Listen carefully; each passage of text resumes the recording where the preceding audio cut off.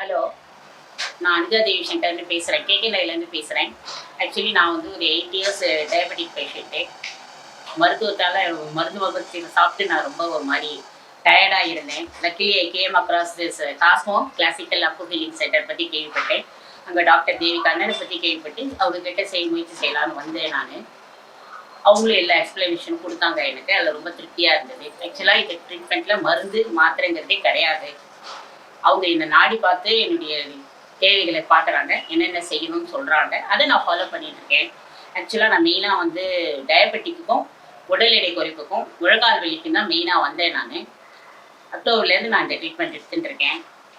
Till date நான் எந்த மருந்தும் எடுத்துக்கல. சுகருக்காகவும் இதுக்காகவும் எந்த கம்ப்ளைண்ட் வந்தாலும் நான் வந்து வெறுமையே தான் வந்து உடம்பல் மூலமாக தான் அதை க்யூர் பண்ணிட்டு இருக்கேன்.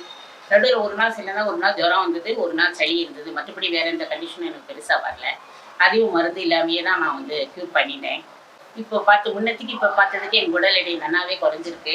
அதை வந்து நான் நடக்கிறபோது ஃபீல் பண்ணுறேன். முன்னெல்லாம் நடக்கிறப்ப எனக்கு பாரமாக இருக்கும். இப்போ நடக்கிறது பாதங்கள்லாம் ஆக்சுவலாக எனக்கு கனமாக இருக்கும். இப்போ நல்லாவே ஃபீல் ஆகிறேன், ஃப்ரீயாக இருக்குது. ஏறுறதுலேயும் முன்னத்துக்கு இப்போ நல்லாவே முன்னேற்றம் தெரியுது. முன்னெல்லாம் ரொம்ப பசி இருக்கும் சுகர்னால, சாப்பிட்டோன்னு ஒரு டயர்ட்னஸ் இருக்கும். இப்போ அதெல்லாம் இல்லை. மருந்து இல்லாமையே எனக்கு அந்த டயர்ட்னஸ்லாம் இல்லை. ஸோ அந்த இதெல்லாம் ஸ்ட்ரிக்டாக ஃபாலோ பண்ணிகிட்ருக்கோம் 4 மாதமாக. ஆகவே இது தைரியமா நீங்க வந்து முயற்சி செய்யலாம். அதனால வேற மருந்து கொடுத்து ட்ரை பண்ணி பார்க்கறதுக்கு இந்த மருத்துவங்க நீங்க தாராளமா முயற்சி செய்து மருந்துங்கிற கான்செப்டே நம்ம வாழ்க்கையில இருந்து ரிமூவ் பண்ணிடலாம் அப்படின்னு நான் நம்புறேன். தேங்க்யூ.